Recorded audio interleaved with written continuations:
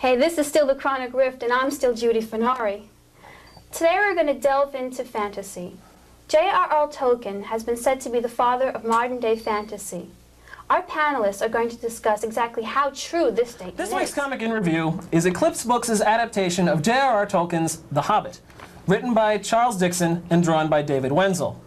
At least on this book. They've always been Chuck Dixon and Dave Wenzel in the past, but this is a prestige format series. With Judy and I to discuss the work of this great fantasist are three Tolkien enthusiasts that we'd like to welcome to the show.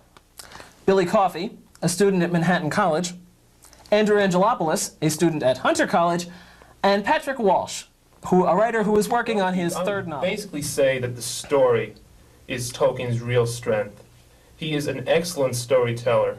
The model that he uses is really a classical story of the young innocent going out into the big bad world and to seek adventure.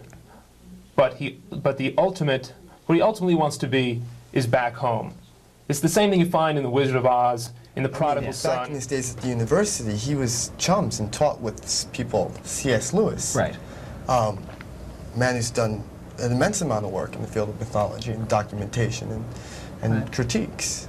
I mean, I think Tolkien's efforts were directed at creating 20th century man's mythology. He said, what he was trying to do is create a mythology, and yet nobody remembers J.R.R. Tolkien as somebody who created a mythology for England. He is remembered as like we said before, the pioneer of modern fantasy. And another thing didn't work for him. I read somewhere that, The Hobbit goes back, and he really couldn't go home again after seeing what he did, what he accomplished. He with the humans and things had changed. Yes, things had changed.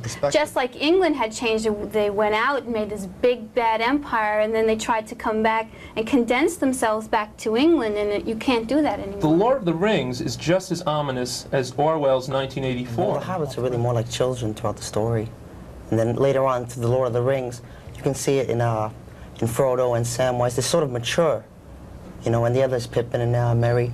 At the very start of it, they're much like children, very curious, especially Samwise, who wasn't invited into the Council of Elrond, but he goes following because he's concerned about Frodo. He's like a child.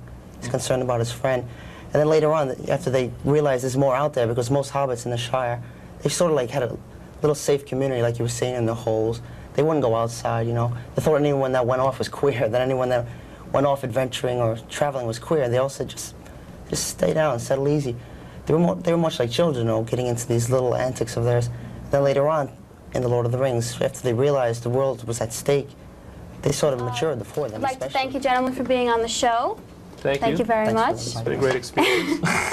Stop that. And our topic for next week are the women of science fiction and fantasy. And I would just like to